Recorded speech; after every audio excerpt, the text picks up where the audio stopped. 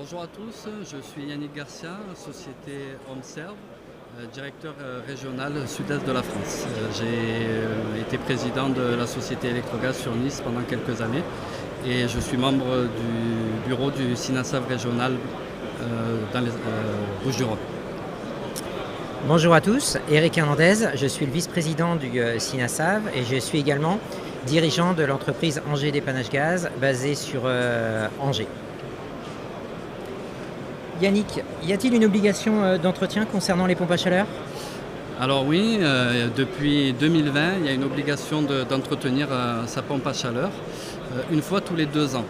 Donc normalement, en juillet 2022, l'ensemble des pompes à chaleur en France auraient déjà dû être entretenues par une entreprise qualifiée pour faire les entretiens de pompes à chaleur. Tout à fait, d'autant plus que c'est un marché qui est en pleine explosion depuis des années. Il y a beaucoup de matériel d'installer et le parc est conséquent. Donc ça représente pour nos entreprises un fort potentiel de développement de faire la maintenance des pompes à chaleur.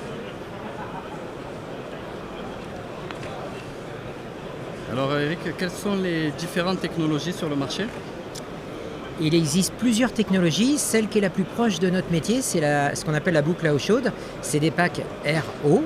C'est celle qui se rapproche historiquement le plus des chaudières gaz qu'on avait l'habitude d'entretenir. Il existe également de la technologie air-air, ce qu'on appelle sur le vecteur air, qui représente une bonne part de marché. Selon les régions françaises, en fait, la répartition de ce marché est différente. Sur la moitié sud de la France, c'est plutôt des packs air-air et sur la moitié nord, c'est beaucoup des packs air-eau qui sont installés. Il y a de plus en plus de pompes à chaleur monobloc qui permettent aux installateurs spécialisés dans l'hydraulique qui posaient des chaudières auparavant. C'est plus facile pour eux parce qu'il n'y a pas besoin de toucher le circuit de fluide frigorigène. Donc c'est une bonne chose pour nos entreprises de maintenance. Tout à fait. Et les monoblocs ont tendance à se développer avec l'arrivée des nouveaux fluides qui nécessitent des ventilations. Donc ça a l'intérêt d'avoir les groupes 100% à l'extérieur. Qui peut intervenir pour faire cet entretien ?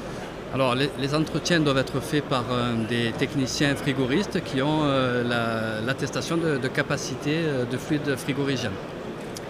Alors tout à fait, c'est ce qui représente la majorité des entretiens, mais là tout récemment en fait le syndicat a travaillé avec l'AFPAC pour publier une petite note que je vous invite à consulter qui permet aux techniciens gaz de faire la visite d'entretien d'une pompe à chaleur si cette pompe à chaleur a une charge de gaz de moins de 5 tonnes équivalent CO2 et bien évidemment que le technicien ne touche pas à la partie frigo.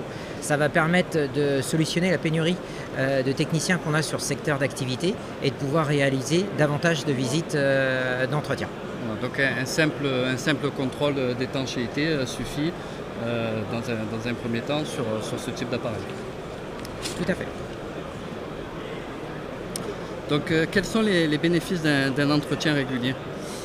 Alors les bénéfices, c'est la durée de l'équipement. On sait qu'un équipement bien entretenu va durer plus longtemps. C'est diminuer les coûts de réparation puisque un équipement bien entretenu va coûter moins cher. Un équipement bien entretenu va être également plus rentable pour l'utilisateur, tout simplement puisqu'on va savoir le régler, on va savoir maintenir le COP.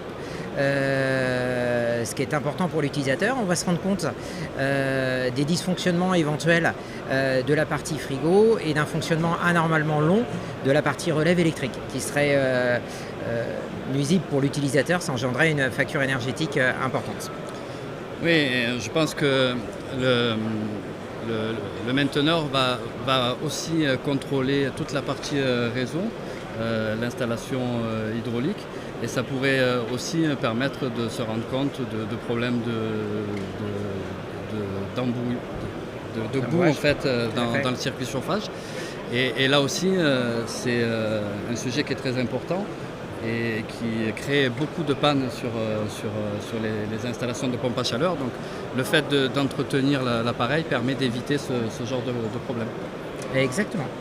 Il y a également lors de l'entretien, on vérifie tous les réglages de façon à ce qu'ils soient optimisés pour l'installation et pour le confort de l'utilisateur.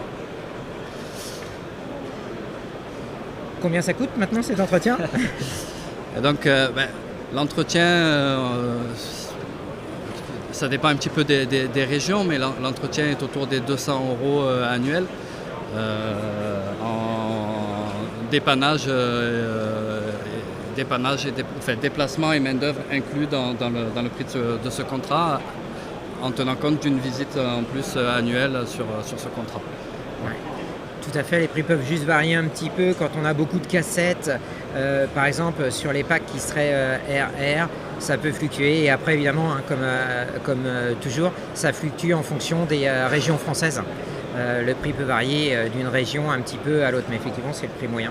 Oui, et puis on a évoqué tout à l'heure l'obligation de faire un entretien tous les 2 ans.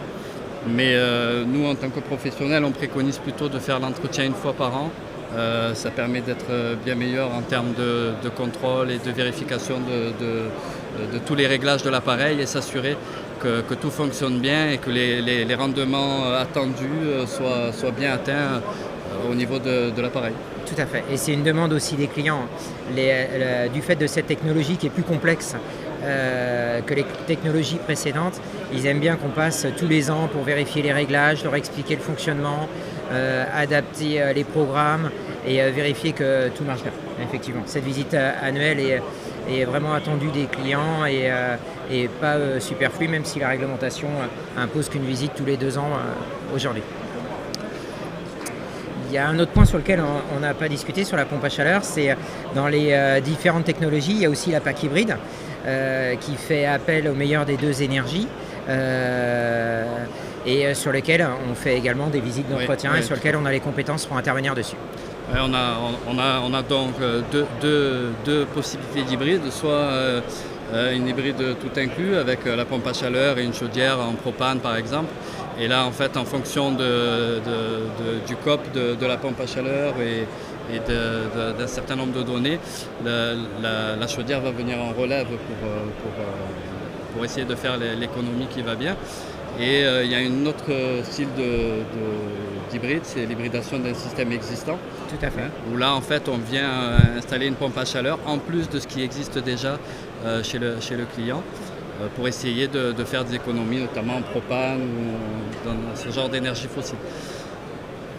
Tout à fait. Et là, les techniciens des entreprises du CINASAV sont bien placés, sont adaptés car ils connaissent vraiment ces 2 énergies et peuvent adapter les réglages au mieux.